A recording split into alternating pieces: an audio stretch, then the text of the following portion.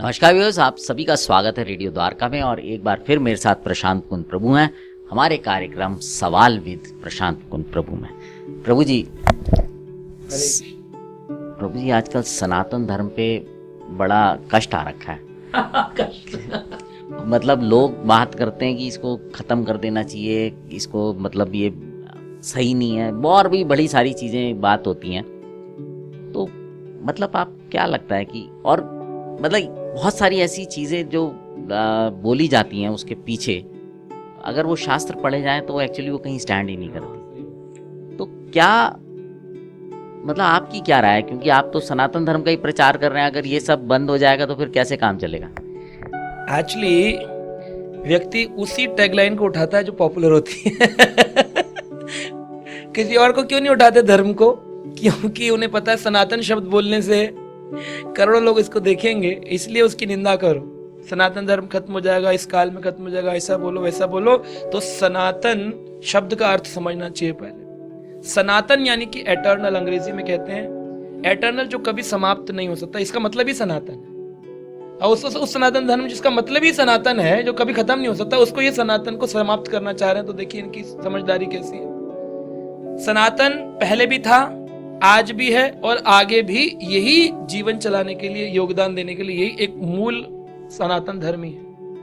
सनातन शब्द का अर्थ, कई बार लोग सोचते सनातन का मतलब है देवी देवता की मूर्ति लगाना, मंदिर बनाना, ये शायद सनातन है। सनातन शब्द का अर्थ क्या है? सनातन का मतलब है कि वह भगवान, वह प्रभु जो सनातन है, जो कभी समाप्त नहीं होते, और उनका अंश जीवात्मा, जैसे भगवान ने गीता में कहा ममेव अंशो, मवेव अंशो, मेरा अंश, मवेव अंशो जीव भूते जीव भूत सनातना, शब्द आ रहा है देखिए गीता में। ममेव अंशो जीव भूत सनातना, मनःष्ठानि इंद्रियाणि प्रकृति स्थानी कर्षति। मन और 10 इंद्रियों के कारण ये 11 बन जाती है। 5 ज्ञान इंद्री, 5 कर्म इंद्री, ये 11 मिलकर के व्यक्ति को घुमा रहे, प्रकृति स्थानी कर्षति, उसको घुमा रहे। तो ये मन के साथ, मन के धरातल पर घुमा रही है व्यक्ति को। लेकिन जीव भूत सनातन, इस सनातन में जितने भी भूत, यानी कि भूत प्रेत वाली भूत नहीं, हम जीव आत्मा जितनी भी हैं, ममेव अंश, सब भगवान के अंश। तो सनातन का मतलब है वो धर्म जिसमें प्रभु कभी नहीं समाप्त होते और उनके भक्त कभी समाप्त नहीं होते। आदमी कहेंगे लेकिन हमने तो देखा बहुत सारे भक्त मरते हैं। अरे भक्त का शरीर समाप्त होता है, लेकिन भक्त की जो जीवात्मा है वो समाप्त नहीं होती। तो हम लोग शरीर थोड़ी है, जीवात्मा। जैसे एक गाड़ी का एक्सीडेंट हो गया तो हमें ये ज्यादा टेंशन होती है गाड़ी बची कि नहीं बची, या ये टेंशन होती है ड्राइवर बचा कि नहीं बचा? आप बताइए हमारे मुख्य क्या है? ड्राइवर, हमारे ड्राइवर मुख्य है। तो उसी प्रकार से इस शरीर में, शरीर से ज्यादा मुख्य आत्मा है जो इसकी ड्राइवर। अगर शरीर मुख्य है, आत्मा मुख्य नहीं है, तो आत्मा के निकल जाने पर शरीर मृत क्यों माना जाता है? लोग बोलते हैं नहीं जी, कम केमिकल फॉर्मुलेशंस हैं, इसका लॉस हो गया, डॉक्टर लिख देता है loss of calcium, loss of this, loss of sulphur, body is not working. तो सल्फर कैल्शियम तो बाजार में मिल रहा है, लाओ डाल दो, बॉडी चला लो। लेकिन सल्फर कैल्शियम से शरीर नहीं चल रहा है, शरीर तो आत्मा से चल रहा है। आत्मा के शरीर से निकलते ही आत्मा, शरीर मृत हो गया।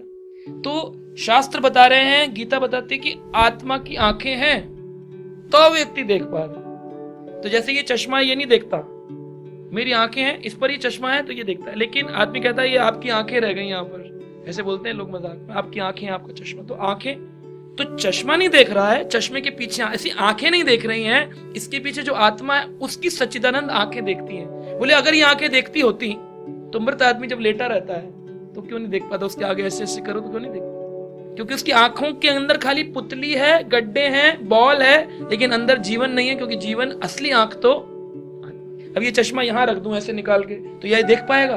बोले नहीं, क्योंकि इसके अंदर आंखें नहीं है। ऐसे इस आंखों के पीछे जो आंखें हैं वो आत्मा की आंखें, इस टांग के पीछे जो टांग है वो आत्मा की टांग है। और ये स्वरूप, इसी को साकार स्वरूप, सच्चिदानंद स्वरूप कहा गया।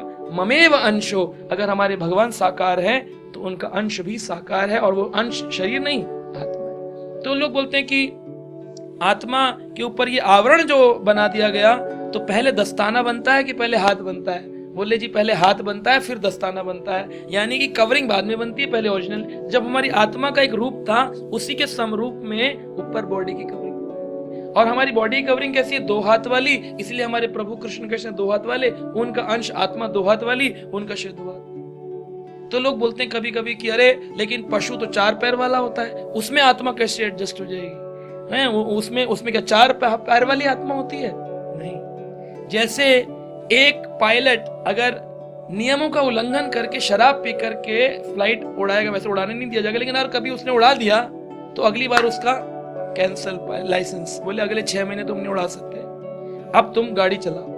तो इसी प्रकार से कोई जीवात्मा अगर अपने मनुष्य शरीर का दुरुपयोग करती है तो उसका लाइसेंस कैंसिल करके उसको पशु योनि में भेज दिया जाता है। अब पशु योनि में यानी वो गाड़ी चला रहा है तो ड्राइवर, पायलट है, उड़ाना चाहता है, कितना भी कोशिश करे क्या उड़ा सकता है? ऐसे ही पशु शरीर में आत्मा सुकुड़ती है कि मैं हूं तो 2 हाथ वाली और शरीर दे दिया 4 हाथ वाला, यानी कि 6 उंगली वाला दस्ताना पहना दो तो चढ़ तो जाएगा लेकिन मजा नहीं आएगा। तो उसी प्रकार से ये सनातन धर्म का ज्ञान है, गीता, भागवत, पुराण, रामायण, शास्त्रों में इतना गहरा ज्ञान दिया है। तो आत्मा से परमात्मा के संबंध का ज्ञान को सनातन है, ये कभी खत्म हो सकता है? आज तक कोई नहीं बता सकता जीवात्मा की प्रकट जन्म दिन कौन सा था, कब ये जीवात्मा प्रकट हुई। कहते हैं अनादिकाल, यानी जब काल भी नहीं बना था, टाइम भी नहीं बना था, तब से ये जीवात्मा है। और प्रभु का टाइम बता दो, कौन से टाइम प्रभु आए? बोले वो भी नहीं बता सकते, इसलिए उनको कहा सर्व कारण कारणम, हर कारण के कारण कृष्ण। तो ये जो ज्ञान है इसे सनातन, इसे कौन खत्म कर सकता है? और वो है दीवार के सामने जाकर के सिर मारो, बोले दीवार तोड़ दूंगा, तो क्या टूटेगी? दीवार टूटेगी, सिर टूटेगा। तो सनातन धर्म नहीं टूट सकता है, ये सनातन था, है और हमेशा ही रहेगा। यस, प्रभु जी ने जो बताया, प्रभु जी जानकार हैं इस विषय के, लेकिन मैं फिर भी आपसे सिंपल शब्दों में कहूंगा कि कोई भी चीज को जब आप सुनते हैं, आप उस पर खुद विश्वास मत कीजिए, उसको खुद पढ़ने का प्रयास कीजिए, उसको सुनिए, उसको पढ़िए, उसको देखिए। जब आप उसको देखेंगे, शास्त्रों में सब कुछ लिखा हुआ है, तो आपको विश्वास हो पाएगा कि क्या सही है और क्या गलत है। बिल्कुल बिल्कुल। जैसे अब ये धर्म शब्द है ना, धर्म शब्द धा धातु से आया है। धर्म, अब धर्म का मतलब क्या समझते हैं लोग? धर्म का मतलब the way of living. Way of living धर्म नहीं है। धर्म है कॉन्स्टिट्यूशनल पोजीशन, हमारी एक स्वाभाविक स्थिति है। यानी कि एक जीवात्मा की स्वाभाविक स्थिति क्या है? सेवा करना। या तो वो समाज की करेगा, या तो परिवार की करेगा, कुछ नहीं होगा तो कुत्ते की करेगा, लेकिन सेवा करना उसका एक कॉन्स्टिट्यूशनल पोजीशन है। और अगर वो प्रभु की सेवा कर ले तो वो एटर्नल रिलेशन स्थापित है, उसी को सनातन संबंध कहते हैं।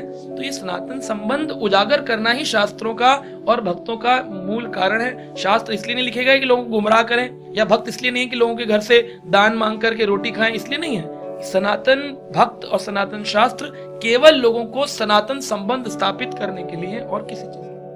धन्यवाद। तो यस, उम्मीद करता हूँ ये विषय थोड़ा अलग सा था, लेकिन आप इसको समझ पाएंगे। और एक बार शास्त्रों को पढ़ना शुरू कीजिए, वो बहुत जरूरी। अब आपसे विदा लेते हैं, बने रहे रेडियो।